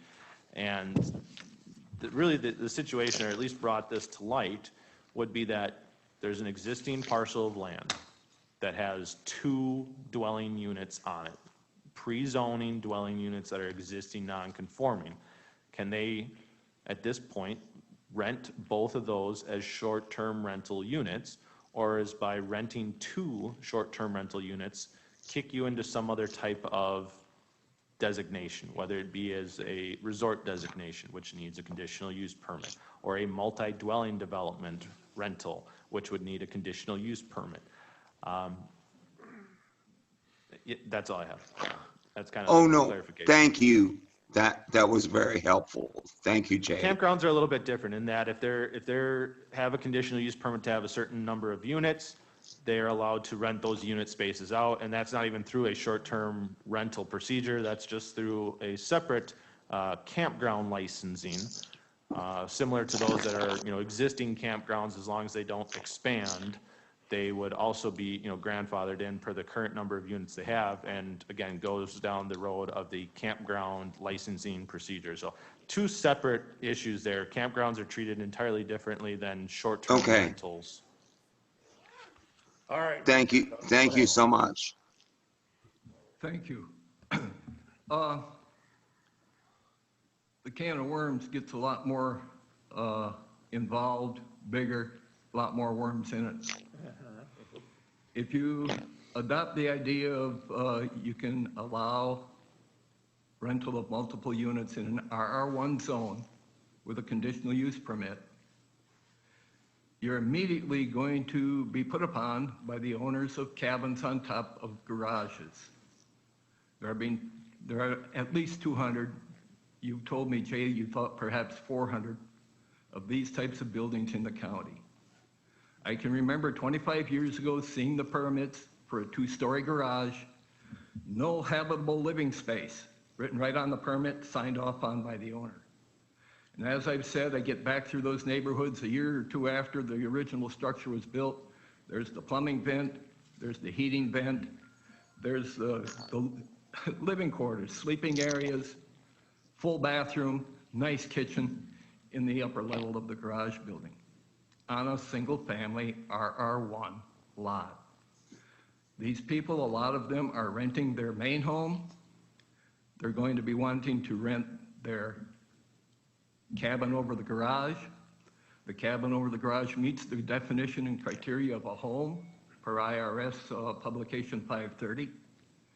And so you're going to wind up with a hell of a lot bigger barrel of worms, not a can of worms. And so you probably want to put some foresight and diligence into this and just make sure, do you want hundreds of multiple rental unit lots scattered through the RR1 zone throughout the county? Because then what you're doing, you're putting at risk the whole idea of semi-seclusion, semi-privacy, up north, up in the woods type of ambiance and character. And up until the last 15, 20 years, this was the one great thing that Sawyer County had going for it. It was a place to get away from it all. And now, by God, they're trying to bring it all here. So I realize this is just discussion. I think there needs to be some research done. I think there needs to be some outreach to the municipalities and to the people who actually live here. Now, I never would have bought a house next to a resort. And I put a significant portion of my life savings into my little place on the edge of the woods, on the backwater bay up the creek, on the back end of the Chippewa-Flowage. And again, the area to the east of me had been operated as a resort until 1977, when it was lotted and chopped. And again, because of where the cabins were setting, they couldn't make individual lots for each of the cabins, so they did a couple of the lots with 2 cabins on them. There has been no rental, no resort, no type of an operation like that in that entire little neighborhood on the dead-end road since 1977. And again, it's single-family units, primarily year-round, and older people who like their peace and quiet. So you got your work cut out for you. Someone made the comment earlier, it was hard to find people who were willing to serve on the zoning committee. I understand why. Thanks. Thank you. Thanks, Doug. And I have one other comment from that, and then I do believe Rebecca had some information that she wanted to share there too. And, specifically speaking to those, habitable garage areas, if that was something that wasn't lawfully placed or lawfully constructed, that would be something that we would not allow to be licensed out. And we had that meeting with the health department 2 weeks ago where they are going to include additional language on their now short-term rental licensing agreements, is if they have a detached structure, if it's capable of being lived in or licensed and they include that as part of their license agreement, we would actually deny that licensing agreement because that was not something that was to be as a dwelling unit. This scenario is where it's pre-zoning, pre-1968 when zoning ordinance came into effect, and it actually was probably into like the early 80s and when we actually classified a single-family dwelling on a parcel of land. But again, that was pre-zoning, so that gets that existing non-conforming clause. If someone built a garage back in the 90s that had living quarters up above, it was not lawfully placed or constructed, and that is the conversation I've had with the health department, that we cannot be licensing those types of structures because they were not lawfully placed. So we are addressing that issue. I just want to make that point known. Quickly, Doug. Even if the garage is more than 10 years old? It would still be an illegal structure. It doesn't get the classification of existing non-conforming. I can't make someone take out their kitchen or living area after 10 years, but I can't, we don't have to let them. The question was, even if they're more than 10 years old? They wouldn't be able to rent it. Okay, and then something else, the ones that are less than 10 years old, when the permit says no habitable living space, but they wind up with indoor plumbing, a licensed plumber has to tie that into a system. I don't know if they're tying it into a new system or existing system. And again, the ones with the bedrooms and kitchens and bathrooms upstairs, is the system it's tied into adequately sized for the additional bedrooms and additional usage? These are all issues that really, if you have any intention, any goal of protecting the air, the land, and the water, these are issues that need to be addressed. Thank you. Yep. I comment back on that if you want to hear it or not. Go ahead, Jake.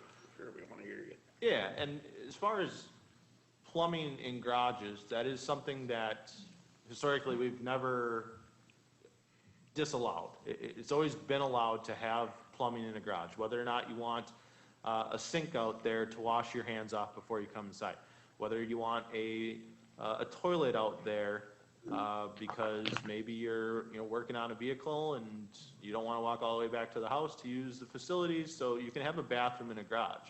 At that point, yes, there is a permit that is required from a licensed plumber to hook that sewer line back into the existing system. The kicker in that, though, is we would permit it as a no bedroom increase because, again, you're not allowed to have that bedroom facility in the garage. So just because I stay in the bedroom in the house and use the bathroom there versus going out to the garage and using the bathroom there, that theoretically does not change the sizing requirement for a sewer system. Again, that goes back to the enforcement issue and where we're trying to go with the bunkhouse ordinance, where we've never allowed that habitable area. It becomes a use issue. You had even stated before, 2 years down the line, they frame the thing up and now they put bedrooms in there. It's a very, very difficult enforcement use issue. And we've struggled with this. Previous zoning administrators have struggled with this. We've struggled with it for 25 years. And if there was some type of end-all fix other than, well, you need to go bust indoors and regulate all that stuff, I certainly would hear any type of other suggestions that are out there because it's a difficult scenario. It really is. So, and certainly something that needs addressing one way or the other. Thank you. All right.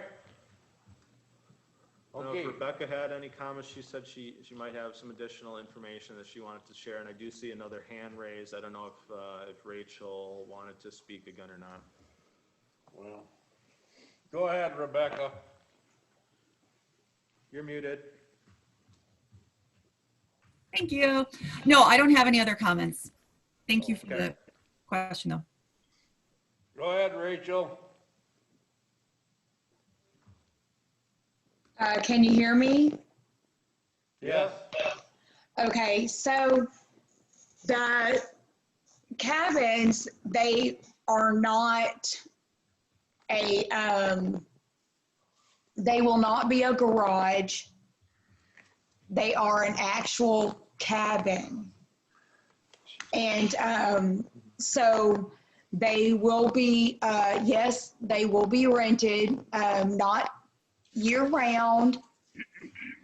We do rent the one, and we do have a property manager come out. She's very good. She cleans very well. She does the laundry. She takes care of it. She comes out even during the week and checks on things. She does very well. So I know that there's another business that's in somebody else's home. We've asked everyone else on this street. Everybody else has been okay with us doing this. I don't know what else we can do to, make this okay. We've also received some emails that have not been too kind.